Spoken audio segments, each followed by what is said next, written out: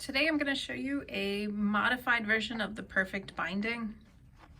What I want to point out about today's binding is we're working with just single sheets of paper that have been cut down. We happen to be using old prints today, but you can use any paper you want. Really, it all works. We're going to start by making sure it's trimmed down to all the same size, so it's nice and square on all the edges. You're going to jog up this paper. Just spend a little bit of time doing this so it's nice and flush, especially on the spine. And from here, we're going to clamp this into place. So I have just some scrap boards laying around. You can use cardboard to do this. You can use pieces of wood to do this, and you can use much more fancy implements to make this happen. This is just scrap board that I have laying around the studio.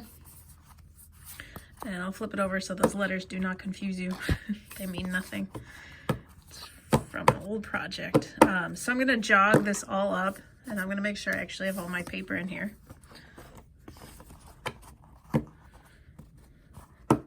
So I'm going to jog up all of my paper again with these boards.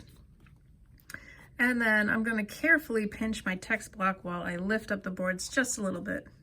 And that's because I don't want to bind my boards into the book, but I do want them to hold my book into place. So that is quite a nice gap. You can kind of squish things down if that's maybe too big for you. I don't need a huge gap here, so I'm just going to leave it like that. And the easiest solution is just to get a couple of binder clips. You can use pretty much anything you have on hand to do this part. Clips, I find these binder clips are the easiest thing to use. So we're going to go ahead and do that, but definitely you can use a binding technique with just wrapping thread or rubber bands or anything like that. And then there's of course fancy tools which actually would cramp this and clamp this between two flat pieces, so you could work that way. All right, so I'm gonna flop these clips down so they're not kind of sticking too far off of my board. This is gonna be my self-healing cutting mat for the day. It's another scrap of board. I'm working on this demo a bit mobile, so I'm improvising with my tools. I'm gonna make sure I have a fresh blade, which I do. And my first step is just to put some score marks on the spine. You can be very particular and measure, or you can just have at it. So I'm going to be slightly particular and measure this just a little bit, but I'm not going to lose too much sleep over much. So I've marked about every centimeter on that spine. And that's way too many places to mark. We'll see how long it takes me to get through one of them. I might downsize in a moment. So my job at this point is just to take my knife and work it down that column. I usually do this with a saw. And I will cut down about a millimeter or two, depending on whatever the width of that saw blade is. I will cut down that far. So I'm just putting a little nick on every single page.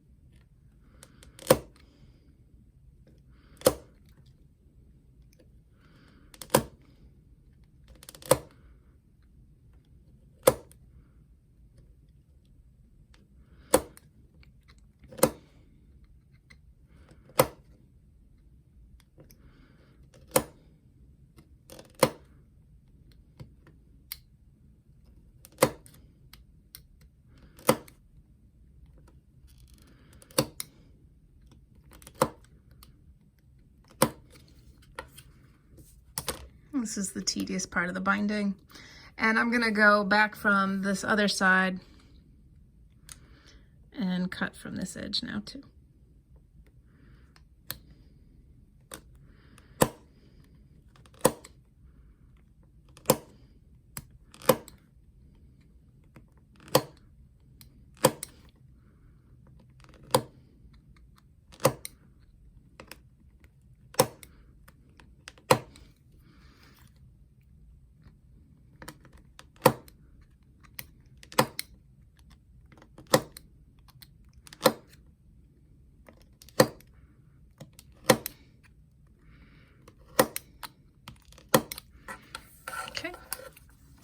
And then if you'd like, you can take your blade and you can kind of just work it in there just a little bit so you can create a little bit of a gouge. Be careful.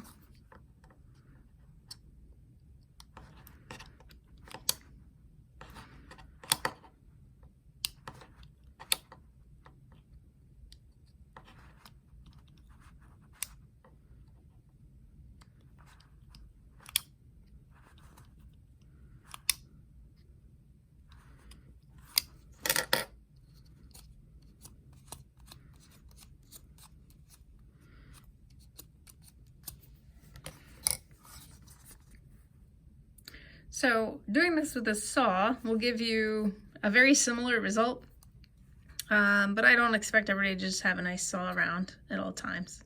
So what we've done is we've created a little extra surface area on our spine, and that area is going to get filled with glue very quickly.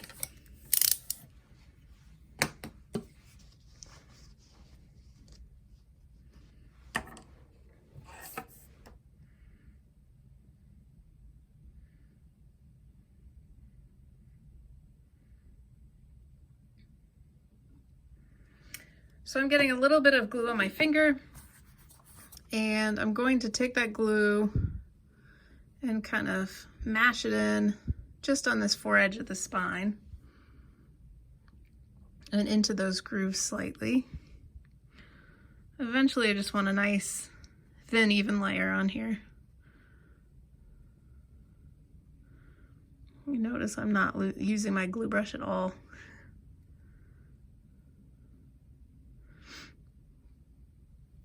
You can do this with your glue brush, but I find your finger is a really great tool. All right, and if you get any that oozes over out of those grooves, you can just wipe that up. All right, so this binding is not difficult, but it takes time to dry. So at this point, our job is wait for the glue to dry. Check to make sure that your glue is no longer tacky, it's dry, and then go ahead and add another layer of glue.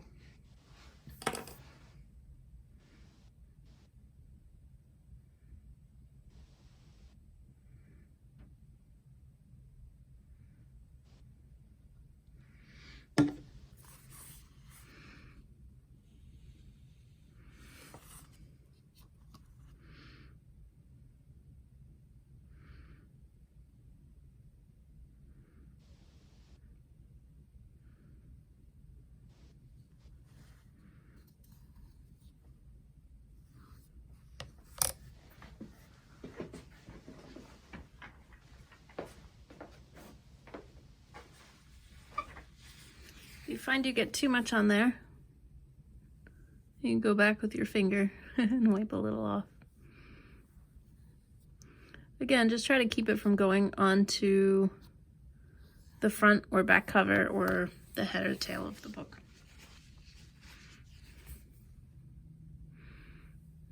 Thin, even layer is what you're looking for.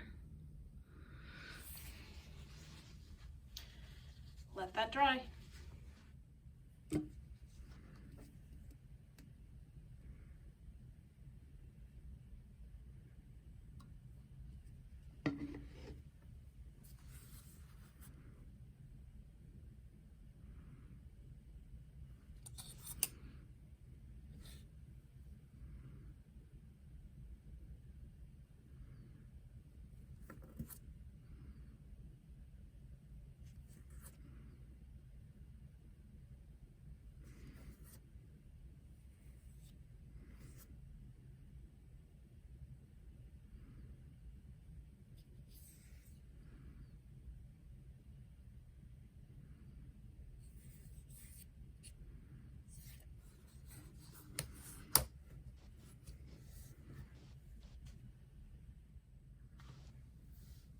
If you would like to add another layer of glue, you are more than welcome to do that. Typically, when I do this binding, I do it with a brush and not with my finger, and so I feel like I have the equivalent amount of glue currently layered up on my spine. So I'm going to go ahead and I'm going to add the cover at this point. So to do the cover, you can just kind of take this, unclip it. Your book is essentially bound at this point. It just doesn't have a cover on it. And this isn't the strongest binding in the world, but it will hold up to some use, as you can see. But I'm going to go ahead and glue the cover on here, so at least I have another layer of glue happening on the spine. To make the cover, you measure the thickness of your book. Ours happens to measure 7 millimeters. So I'm going to fold my piece of paper that I have for the cover in half, and you can see I've already done this. So I folded this in half, and then I've measured over 7 millimeters from that fold, and I've scored my paper and folded again. So how to score this? I took my ruler and my bone folder, and I did one of those, and then I lifted here and folded the paper. And then really just you want to solidify those folds. Make sure they are nice and crisp.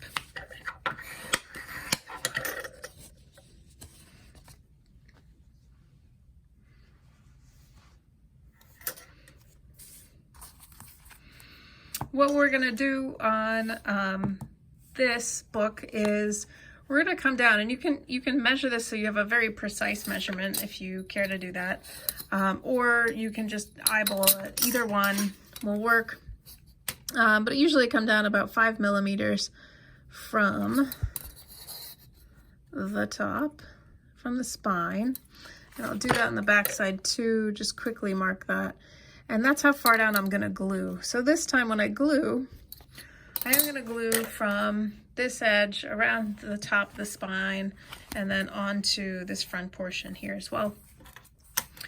But I'm not going to even need a glue brush yet, maybe even ever. I'm going to glue this with my finger very imprecisely.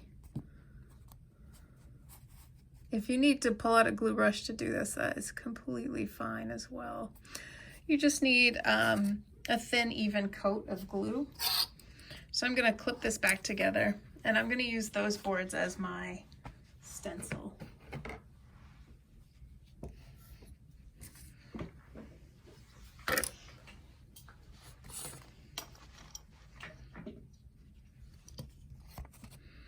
Okay.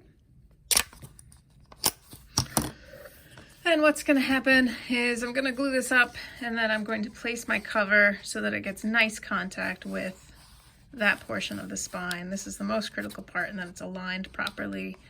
And then I'm going to take off my clips once this is glued to the edge of the foredge of the spine. And then I'm going to fold this and just clamp everything down so that I know my cover is going to be adhered where this glue is and adhered where that glue is. And when everything is dry after that, I am going to go back in and I'm going to do a small score on the front cover and the back cover as well. You can be crafty and you can do this ahead of time if you would like. So I'm going to go ahead and I'm going to score this and fold it, and score this and fold it. When you're first doing this, it's a little easier to do that later because it's less confusing as to where your spine is and where your spine is not. So it could be nice, solid scores on those. Okay. All right, so let's make that happen.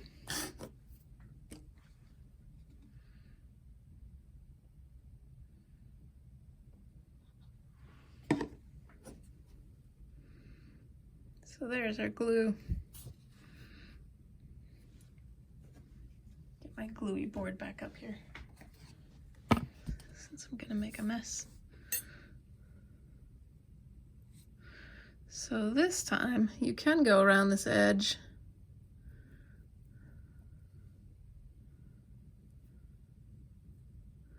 And you might need to get more glue at some point, that's okay.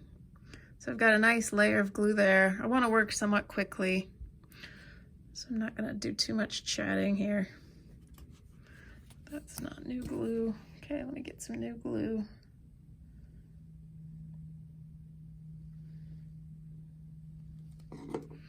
Okay, really I'm worried about this edge.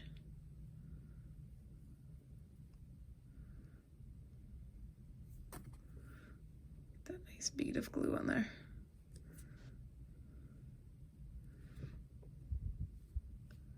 So nice smooth application of glue on those kind of 3 surfaces. And then just now at the end, I'm gonna go put a little extra on the spine. Not too much, because I don't want it to ooze out, but I do want a good contact there. Okay, so I'm gonna clean off my finger, which is nice and sticky. I am going to unclamp my book. All this glue is drying. Okay, get those off of here. And just like I promised, I'm gonna get those out of here because they've got a little glue on them.